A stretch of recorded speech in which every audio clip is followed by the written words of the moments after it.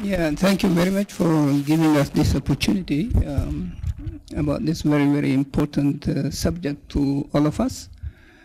And as I said, because I come from the civil society, and I just want to underscore that one of the roles of the civil society is to play the role of a watchdog. You know, a watchdog is someone or something that actually looks at what's going on and whether or not it's going in the right direction or in the wrong direction, whether it is benefiting the public or not benefiting the public.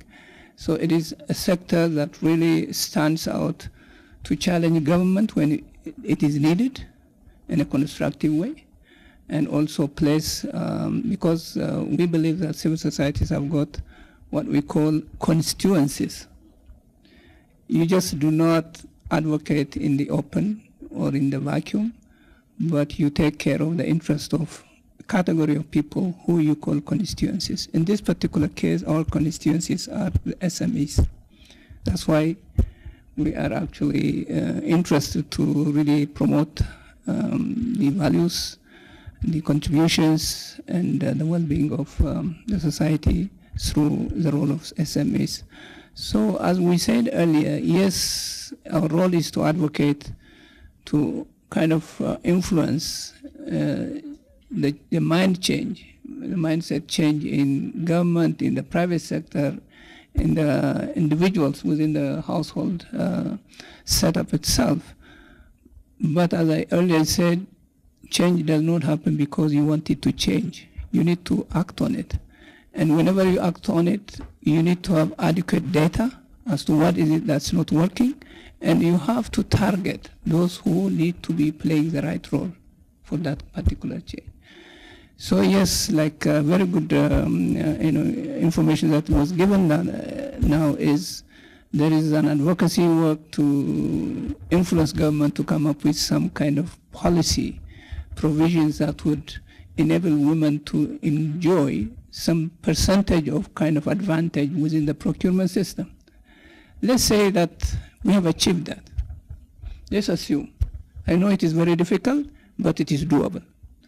But let's assume we have achieved that. Like in Kenya, for example, as it was said, 30% of the procurement is reserved for. Let's say even 50% for Ethiopia. Do you think we're going to be successful in achieving what we're saying today? No.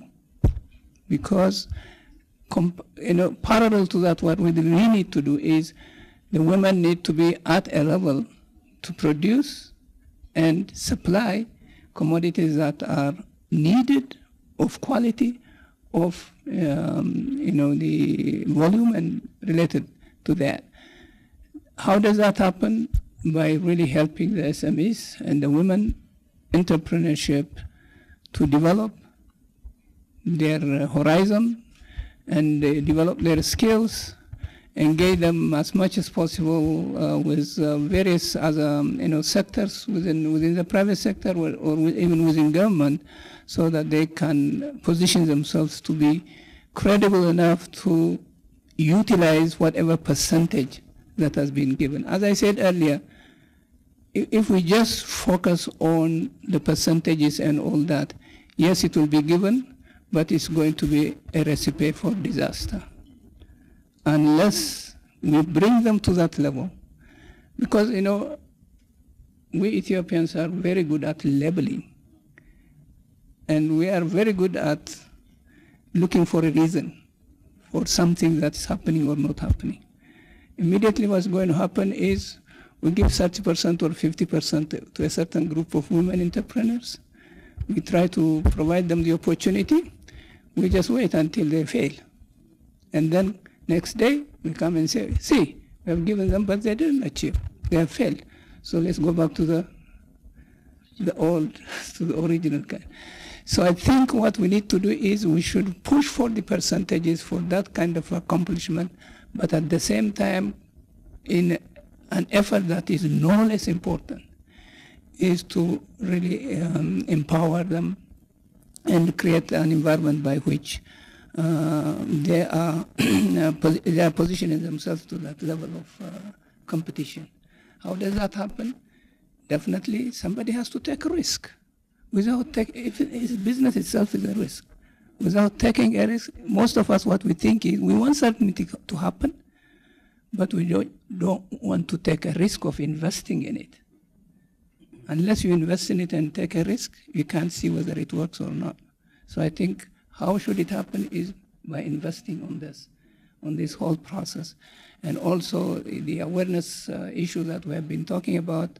It's not only working on women, it's only working on men as well, try to give them the opportunity to come in the forefront and make use of the opportunity that is created by either government policy or even by the current environment that is out there. So the how bit is very difficult, but it is doable. As we said, how, again, is the underlying work is taking risk to invest in women entrepreneurs. Thank you.